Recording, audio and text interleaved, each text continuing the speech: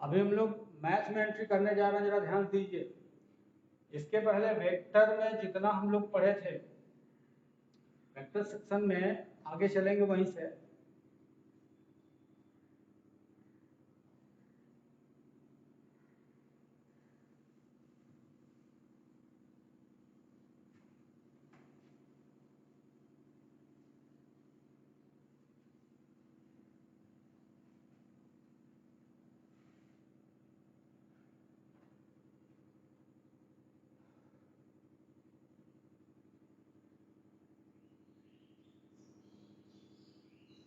Today we are going to start an important point,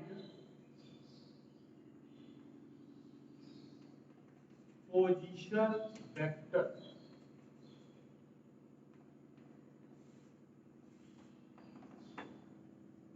Position vector, okay? In position vector, it means if you have a origin point O,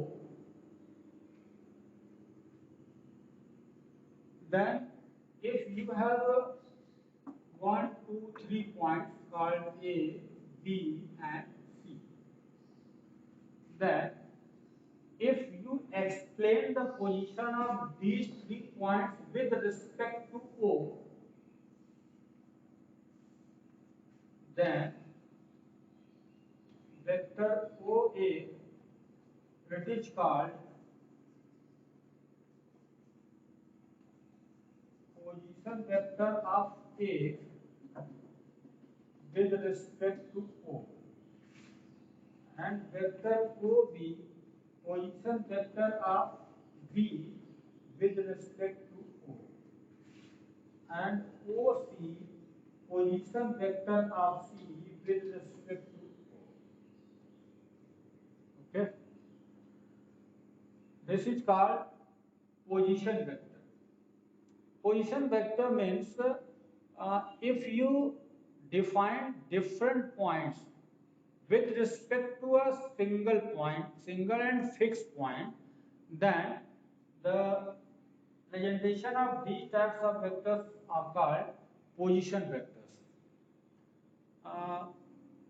थोड़ा easy language में आपको अगर समझना है कि position vector आप किसको कहते हो, देखो पोजीशन का मतलब होता है अपना जो जगह जहाँ पे आप हो वो आपकी पोजीशन है।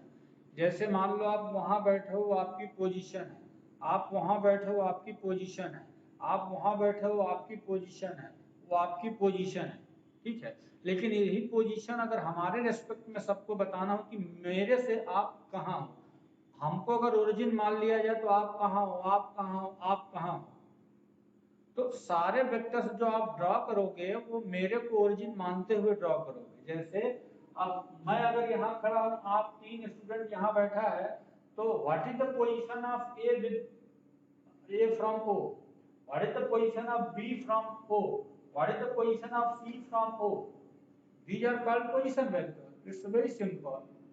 So but in presentation, if you present vector OA, it means position vector of A with respect to O. Hindi में उसको बोलते हैं कि O के सापेक्ष A की स्थिति क्या है, इसको हिंदी में स्थिति सदिश कहा जाता है। तो पोजीशन वेक्टर ये OA OB ये समझ में आ गया होगा, these are called position vector. But if you represent position vector in another form, just like if you have to ask vector AB, अगर आपसे वेक्टर ए बी के बारे में पूछा जाए कभी भी, तो vector A B it means कि ए से बी को यह मिलाओगे, ये वेक्टर ए बी है। तो अच्छा ये बताओ कि इस वेक्टर ए बी के बारे में देखा जाए तो ये इसका एरो और इसका एरो एक तरफ है और इसका एरो अपोजिट है, तो इसका मतलब ये दोनों का ये रिजल्टेंट माना जाएगा ना। Vector OB is resultant of two vectors OA and AB. तो हम ये कह सकते हैं रफली कि OA plus A B is equal to O B.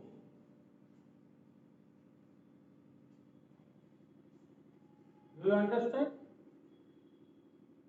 In the vector form, you know that the resultant vector is given in the triangular addition.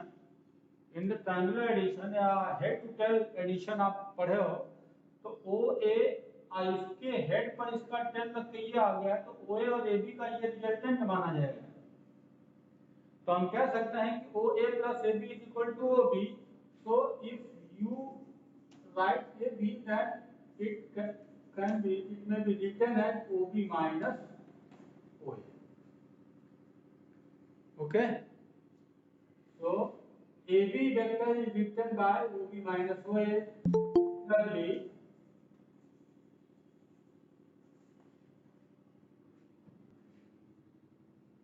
if you write BC, then ये C बस ये अब याद कर लो, C अगर बाद में तो उसको लिख सकते हो OC minus OB.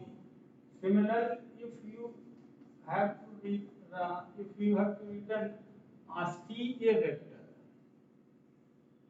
CA vector, then OA minus। अब ये इसको रख सकते हो आप कि पोजीशन वेक्टर के बाद किसी वेक्टर को आपसे पूछा जाता है तब कैसे लिखोगे। किसी भी पोजीशन वेक्टर समझ गए होगे, पोजीशन वेक्टर के बाद किसी वेक्टर को पूछा जाता है तो वेक्टर फॉर्म में इसको कैसे ट्रांसलेट, ठीक है ना। तो इसको हम लोग पोजीशन वेक्टर्स बोलते हैं, याद रहेगा कि पोजीशन वेक्टर को कैसे रिप्रेजेंट किया जाता है। लेकिन ध्यान रखिएगा अभी इसके बाद का जो सेक्शन में पढ़ाने जा रहा हूँ पोजीशन वेक्टर के बाद, अब एक बड़ा है इंपॉर्टेंट सेक्शन है पोजीशन वेक्टर के बाद कि इसमें हम लोग कंपोनेंट ऑफ वेक्टर देखेंगे। और component of vector position vector दोनों का कॉम्बिनेशन सबसे इंपॉर्टेंट ये सेक्शन होगा पूरे वेक्टर में। अब तक जो स्टार्टिंग पढ़े हैं, अब तक जो पढ़े हैं, अब तक का ये सबसे इंपॉर्टेंट सेक्शन अब आने वाला है, इसलिए ध्यान दीजिए।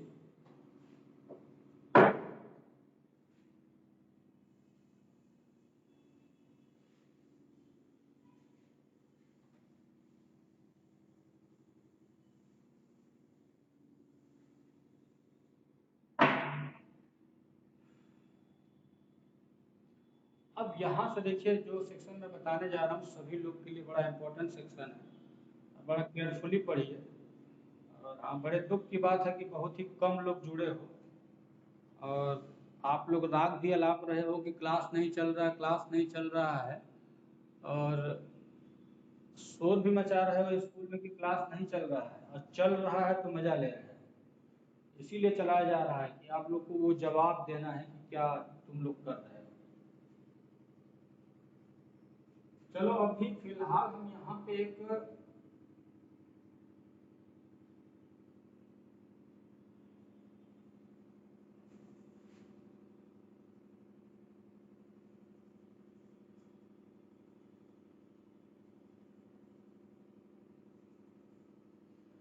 ये हमने एक रेक्टेंगल फॉर्म किया है और इसी तरह से एक और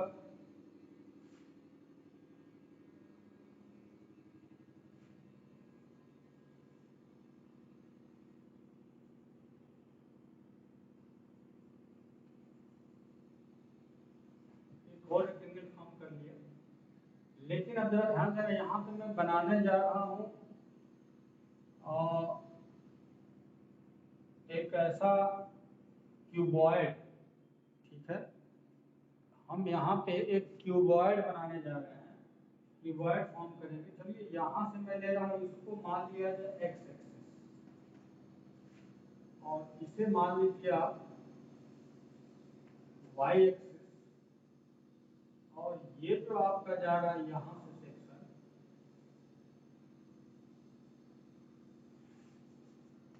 ये जेड एक्सिस,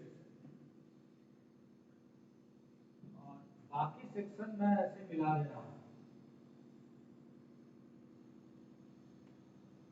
तो आई थिंक अब आपको समझ में आ रहा होगा कि ये कैसे बन रहा है। हम लोग ऐसे कर लेते हैं, इसको एक्स मान लीजिए, इसको वाई कंसीडर करिए और ये जेड है क्योंकि अपर साइड है। हालांकि किसी को मान लो कि ये मैथ में कोई दिक्कत नहीं, जिसको चाहे जिसको इच्छा करे, इसको हम एक ओ मान लेते हैं। तो ओ अगर मानोगे तो इसको मैं ओरिजिन कंसीडर कर रहा हूँ, इस सेक्शन को मैं ओरिजिन कंसीडर कर रहा हूँ। अच्छा अब ये सपोज करो कि यहाँ से जो इसका लेंथ है इसको हम मान लो ए माने, इसके लेंथ को यक्स से डिनोट कर देते हैं, इसके ब्रेड्थ को वाई से डिनोट कर लेते हैं, यहाँ पे ये बी मान लेते हैं, और इसके हाइट को यहाँ से ये सी मान लेते हैं, इसको हम जेड से डिनोट करते हैं। ये लेंथ है इसका, ध्यान रखिएगा, यानी कि जो क्यूबॉइड है उसका लेंथ एक्स है, लेंथ है एक्स, और ब्रेड्थ है वाई है, और जो हाइट है उसका वो है जेड। ठीक है, आपको 11th क्लास में मैंने कहा था रिवाइज करने के लिए, उसमें आई कैप, जे कैप और के कैप, इसके बारे में जानकारी है। आई कैप, जे कैप और के कैप, इसके बारे में अगर आप देखोगे, इसको हम यूनिट वेक्टर बोलते हैं, unit vector along axis. Means अगर एक्स वाई जेड, ये मान लो एक्स है तो इसको आई कैप बोलोगे, इधर जाओगे जे कैप, इधर जाओगे के, ये एक्स है, वाई है और ये जेड है। यानी एक्स डायरेक्शन में यूनिट वेक्टर को आई कैप से डिनोट करते हैं। एक्स एक्सिस के पॉजिटिव डायरेक्शन में जो यूनिट वेक्टर है उसको आई कैप, वाई एक्सिस पे जाओगे तो उसको जे कैप, और जेड एक्सिस पे आओगे तो इसको के कैप से डिनोट किया जाता है, यूनिट वेक्टर के कैप। तो अब आप हमको ये ध्यान से बताओ कि अगर ओ ए वेक्टर यहाँ दिख रहा है तो ओ ए वेक्टर को दिखाना हो, वेक्टर ओ ए, तो ध्यान दीजिएगा, वेक्टर ओ ए का लेंथ जो है इसका मैग्नीट्यूड शो कर दिया, लेकिन जैसे ही आई कैप लगा दोगे तो अब ये वेक्टर बन गया, क्योंकि आई कैप यूनिट वेक्टर है, जहां लग जाएगा वो केवल डायरेक्शन बताएगा, उसके मैग्नीट्यूड को इफेक्ट नहीं करेगा, चेंज नहीं करेगा। तो मैग्नीट्यूड एक्स है, एक्स ही रहेगा, लेकिन आपके डायरेक्शन बताने लगा तो वेक्टर हो गया। तो इसलिए वेक्टर ओ को हम एक्स आई बोलेंगे, एक्स आई कैप।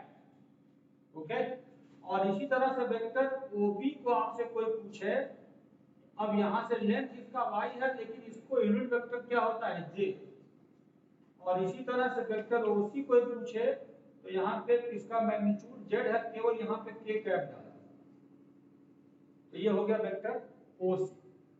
तो ये हो गया वेक्टर ओ ए, वेक्टर ओ बी, वेक्टर ओसी।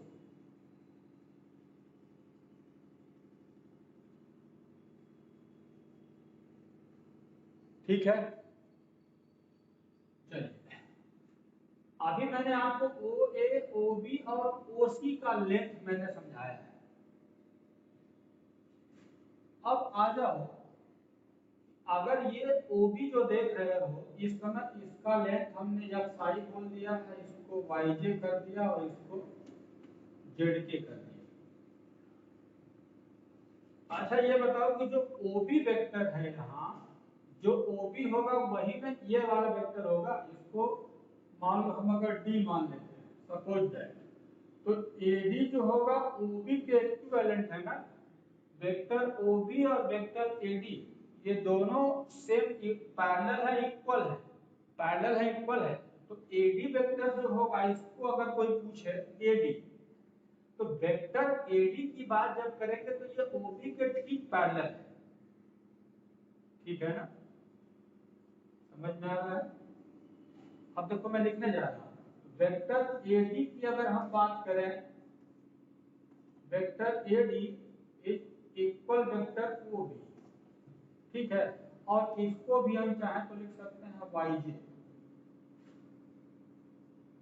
और इसी तरह इसके पैरेलल ये होगा तो ओए वेक्टर बीडी के इक्वल होगा, तो बीडी वेक्टर अगर कहोगे तो वो वेक्टर ओए होगा, इसको एक्सआई कैप कह सकते हो। ठीक है, तो इसके पैरेलल इक्वल ये हो जाएगा, इसके पैरेलल इक्वल ये हो गया। ठीक, अब देखो इसका ओसी जो है इसके इक्वल और पैरेलल देखोगे तो एक दो ये सब इसके इक्वल और पैरेलल वेक्टर है, तो हम इसको अगर ई माने वेक्टर को, तो डी ई वेक्टर जो होगा वो ओसी वेक्टर के पैरेलल है। डी ई ओसी के पैरेलल है और ये जेड के हो जाएगा। तो जितने जैसे देखो इसी के बराबर ये भी होगा, ये भी होगा, ये चारों 1 2 3 चारों ये सब सेम होगा। इसी तरह से देखो इसके पैरेलल इक्वल ये भी है, इसके पैरेलल इक्वल ये भी, ये चारों इक्वल होगा। और इसी तरह से जो खंभे की तरफ खड़ा हुआ ये भी चारों इक्वल होगा, लेकिन मैंने इसको ऐसे दिखाने के लिए लिख दिया। तो इसमें 4 4 सब बराबर है, ये 2 और ये 2 4 एक जैसे होंगे, अब ये 2 और ये 2 4 एक जैसे होंगे, उसी तरह से ये 4 जो खंभे खड़े हैं वो भी एक जैसे होंगे। समझ में आया? सब ओबी के ही इक्वल हो। अच्छा, ऐसे ही सबको लिख सकते हो, लेकिन अब हमारा जो उद्देश्य है, एम है, बड़ा इंपॉर्टेंट सेक्शन। अब यहाँ से आपसे अगर कोई पूछता है कि ओडी वेक्टर क्या है, वेक्टर ओडी, ध्यान दीजिएगा, वेक्टर ओबी ओसी तो हो गया, लेकिन ओडी वेक्टर अगर कोई पूछता है तब क्या करोगे? ध्यान दें, फिर से देखो, वेक्टर ओडी को लिखना होगा तो ओ ए और एडी, इसका एरो मेथड डालकर ओ ए एडी का ये रिजल्टेंट माना जाएगा। अभी अभी जो बताए थे ओ ए और एडी इन दोनों का रिजल्टेंट है ओडी, तो ओडी इज इक्वल टू लिख सकते हो ओ ए प्लस एडी, लेकिन ओ ए को हम एक्स आई लिख रहे हैं और एडी को क्या लिखेंगे? एडी को ओबी के इक्वल है वाई ए लिखेंगे। तो इसका मतलब है अगर ये एक्स आई है और ये सेक्शन वाई जे है, इसका मान हो जाएगा xi प्लस वाई, ये xi प्लस वाई, ठीक है, और ये है वाई, ये भी हो जाएगा। चलो ओडी हमने निकाल लिया। अच्छा, अब ये चेक करो कि इसी तरह से ओडी निकालने के बाद अब आपसे कोई ओएफ पूछ दे, ओई ओई ओई अगर कोई पूछा तब क्या करोगे? अब देखो, अगर ओई कोई पूछ रहा है तो ध्यान से देखोगे तो यहाँ एक परपेंडिकुलर वेक्टर है ओडी और डीई, इसका रिजल्टेंट ओई होगा। देखो ओडी और डीई इन दोनों का एवरेज जैसा है, तो इन दोनों का रिजल्टेंट ओई होगा। तो ओई इज इक्वल टू हम लिख सकते हैं ओडी प्लस डीई, और ओडी यहाँ लिख चुके हो, ये हो जाएगा एक्स आई वाई जे, और डी ई की वैल्यू यहाँ से पता है जिसके इक्वल है जेड के, ये भी था, तो यहाँ लिख दो जेड के, तो इसका मतलब ये हो जाएगा एक्स आई वाई जे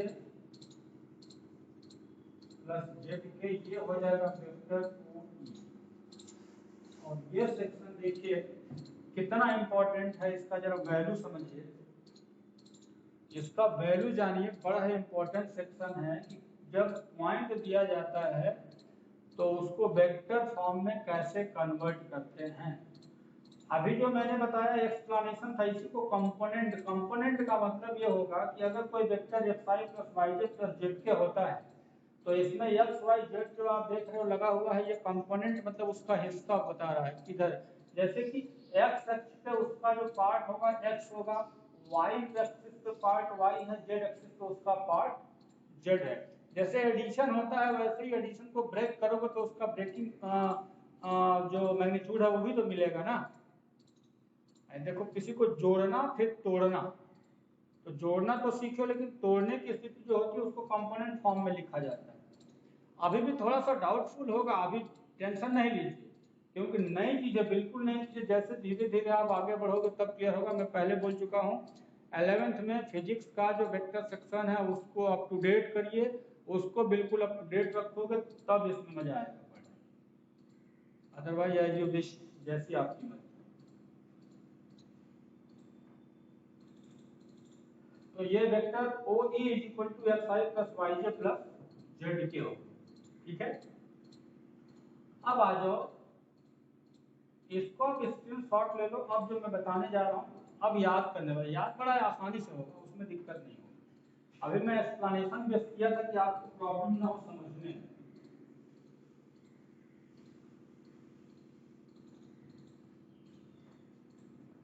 चलो अब देखो हम लोग इसमें क्या करेंगे।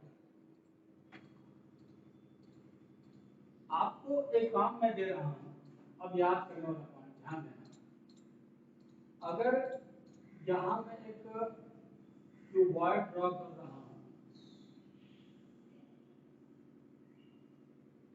या क्यूबॉइड को एक क्यूब बना लेते हैं, आपको चेक करना है या इसी के फॉर्म में देखेंगे।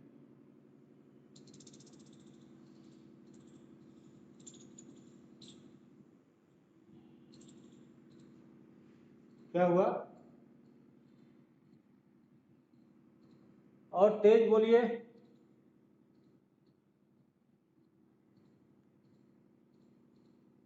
अभी तो फिलहाल दिख ही रहा है।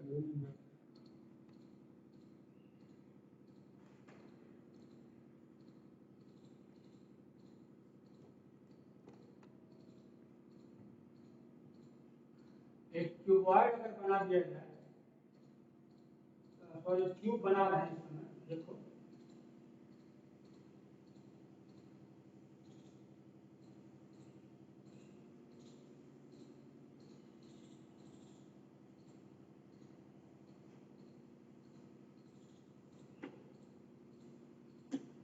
ये मैंने क्यूब बनाया हुआ है। कंसीडर करो कि इस क्यूब में जो साइड इसका है, एवरी साइड ए स्मॉल ए है, सबका साइड स्मॉल ए है, यानी कि लेंथ विड्थ हाइट सब स्मॉल ए है। और इसको हम एक्स एक्सिस कंसीडर कर रहे हैं, इसको वाई एक्सिस कंसीडर कर रहे हैं, और ये लाइन जो है जेड एक्सिस कंसीडर कर रहे हैं एक्सिस, और इसको मैंने ओ कंसीडर करें, ओरिजिन है, ठीक है। तो आपको ध्यान ये देना है कि इसका ये जो लेंथ है वो भी ए है, ये भी ऊपर से ए है, ये भी ए है, सब सारे साइड्स ए लिखे हैं। जितने साइड्स इसमें दिख रहा है सबकी वैल्यू ए है, जितने साइड्स है इसके सब ए है टोटल, ठीक है। सभी साइड्स को स्मॉल ए लिखा गया है। अगर ऐसा है तो आपको सारे पॉइंट्स का, जैसे ओ है, इसको मैं लिख रहा हूं A B C D E F G, A B C D E F G, हमने सारे पॉइंट को अलॉट कर दिया है। अच्छा, पॉइंट ओ का अगर हमको देखना हो इसका कि कोऑर्डिनेट्स क्या होगा, तो इसको 0 0 0 कहना पड़ेगा 3D में। 3D में, और ये सेक्शन मैं 11th में पढ़ाया हूँ, मैथ में 11th में ये सेक्शन में पढ़ाया हूँ कि 3 डायमेंशनल जो कोऑर्डिनेशन होता है, कोऑर्डिनेट ज्योमेट्री 3D का पॉइंट कैसे लोकेट करते हैं, ये मैं 11th में पढ़ा चुका हूँ। तो O को अगर इंडिकेट करोगे तो 0 0 0 लिखोगे, वैसे ही पॉइंट A को अगर इंडिकेट करोगे तो क्या होना चाहिए? पॉइंट A अगर लिखोगे तो x एक्सिस पे कितना चलना है? A, तो इसको लिख लो A, लेकिन y और z पे जाना नहीं है तो ये 0 0 हो जाएगा। इसी तरह B को अगर लोकेट करोगे तो B पॉइंट देखो यहाँ है, तो B पॉइंट तक जाने के लिए x एक्सिस पे A जाओगे, y एक्सिस पे भी A जाओगे, लेकिन z पर चढ़ना नहीं है। तो ये A होगा, ये भी A होगा, लेकिन z वाला पार्ट 0 होगा। तो ऐसे ही C वाले पॉइंट को जब लोकेट करो तो C वाले पॉइंट तक जाने के लिए x पे नहीं जाना है, केवल y पे जाना है। तो ये 0 हो जाएगा, ये A होगा और ये भी 0 होगा, z पर भी नहीं चढ़ना है। जिन एक्सिस पे नहीं चलना है वो 0 लेना है, जिन पे चलना है उसका लेंथ बस आप भर दो। तो ये x y z। इसी तरह से आप जरा जल्दी से चेक करो कि D वाला जो पॉइंट लिखोगे तो D पॉइंट को कैसे लिखोगे? D पॉइंट कहाँ है ना, x एक्सिस पे जाओगे A, y पे नहीं जाना है, सीधे z पे जाना है। ये खड़ा वाला खंबा है, z पे जाओगे लेकिन y पे नहीं जाना है। ये हो जाएगा A0 A। इसी तरह से E पर चले जाओ, E पर जाओ, ये यहाँ है। अब जरा ध्यान देना, यहाँ तक पहुँचने के लिए x एक्सिस पे A, y एक्सिस पे यहाँ, फिर तब z एक्सिस पे चढ़ोगे। अब कहोगे सर ऐसे ऐसे भी तो जा सकते हैं। नहीं, पहले x एक्सिस को चेक करोगे कि x एक्सिस पर पहले चलना है आपको, और x एक्सिस आपका यहाँ है, या तो यहाँ है ऐसे, इधर नहीं, तो आप पहले यहाँ से ऐसे चलो, इधर नहीं चलो, एक्स एक्सिस पे यहाँ आ गए, वाई पे चलना था तो वाई पे जाने के लिए आप ऐसे जाओगे, ये वाई एक्सिस है, और फिर तब चढ़ोगे तब जेड पे जाओगे, एक्स वाई जेड तीनों पे चलना है, तो यहाँ पे तीनों का पोर्शन हो जाएगा ए। ऐसे ही एफ पॉइंट को लोकेट अगर करोगे, पॉइंट एफ को लोकेट करो, एफ तक पहुंचने के लिए क्या करोगे, एक्स पे नहीं चलना है, वाई पे चलो, जेड पे चलो, पहुंच जाओ, वाई पे चलना है, जेड पे चलना है, तो कहोगे सर ऐसे भी तो जा सकते हैं, तो पहले जेड पे थोड़ा जाओगे, पहले एक्स को चेक करो, एक्स पे नहीं चलना है कहीं, वाई पे चेक करो, वाई पे चलना है, अब जेड पे चले जाओ ऊपर, तो वाई जेड चलना है, एक्स नहीं चलना है, तो ये हो जाएगा 0 और ये दोनों ए हो जाएगा। और लास्ट में जी को चेक कर लो, जो पॉइंट जी है लास्ट में उसे आप लोकेट करो, तो जी को लोकेट करोगे तो इसी के नीचे देख लो, पॉइंट जी को लोकेट करोगे तब क्या होगा, यहाँ पे केवल जेड पे चलना है, एक्स वाई सब गायब, ये हो जाएगा 0, ये 0 और ये लास्ट में ए। तो ये किसी भी पॉइंट को कैसे प्रेजेंट करोगे कोऑर्डिनेट ज्योमेट्री में, उसका तरीका मैंने बताया है कि पहले हमेशा एक्स चेक करो, तब वाई चेक करो, तब जेड करो। अगर बोर्ड पे ना समझ में आए तो आप अपने कमरे में बैठे बैठे बड़े आसानी से समझ सकते हो, अपने ही कमरे में जहां बैठे हो एक कॉर्नर को आप पॉइंट ओ मान लो, अब बाकी को A B C D E F G सब मान लो, मानने के बाद तब ज्यादा समझ में आएगा, कमरे में बैठे हुए आप चेक करोगे बहुत आसानी से, बोर्ड में थोड़ा सा दिक्कत होती है क्योंकि 3D फिगर है, तो आप अपने कमरे में चेक करो, बहुत ही आसानी से आप समझ सकते हो, ठीक है ना।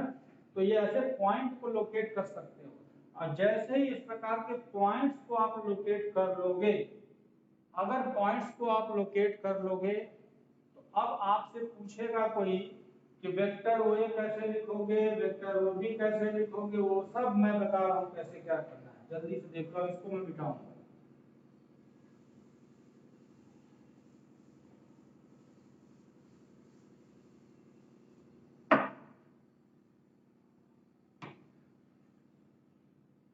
चलो आपसे कोई पूछेगा कि सबसे पहले लाइन वेक्टर ओ ए, तो ओ ए का मतलब होगा कि पॉइंट ए का लोकेशन क्या है, तो पॉइंट ए का जो लोकेशन होगा पोजीशन वेक्टर होगा, ध्यान से देखना कि केवल यहाँ ए है ना, ओ ए का मतलब ए है, इसके पास आई लगा दो बस, ए आई, प्लस यहाँ पे 0 0 है तो इसको छोड़ दो, कुछ नहीं करना, तो ये होगा वेक्टर ओ ए। और अब वेक्टर ओ बी आपसे कोई पूछेगा तब क्या कहोगे, तो बी पे यहाँ इसको देखो, इस पॉइंट को बस यहाँ आई लगाओगे, यहाँ जे लगाओगे, ये हो जाएगा ए आई प्लस ए जे। इसी तरह से वेक्टर ओ सी चेक करो, यहाँ बीच में वाई वाला है, जे लगेगा, बाकी कुछ नहीं है, तो यहाँ ए जे केवल लगाओगे, बाकी दो 0 छोड़ दो इसको। इसी तरह से ओ डी वेक्टर अगर लगाना है आपको, ओ डी वेक्टर में यहाँ आई लगेगा, यहाँ के लगेगा, ए आई प्लस ए के।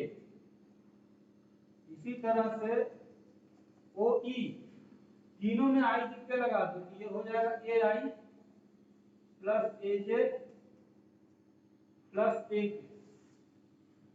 इसके बाद ओ एफ क्या होगा, एफ पॉइंट पर देखते जाओ, यहाँ जे यहाँ के लगा, तो ए जे प्लस ए के। इसी तरह से ओ जी चेक करोगे, 0 0 लास्ट में है तो केवल एक ही लिखो, हो जाएगा, हो गया, समझ में आ गया होगा अब तो, कि अगर कोई पॉइंट पता है तो केवल उसमें आई जे के लगा दोगे ना, तो वो वेक्टर फॉर्म में कन्वर्ट हो जाता है।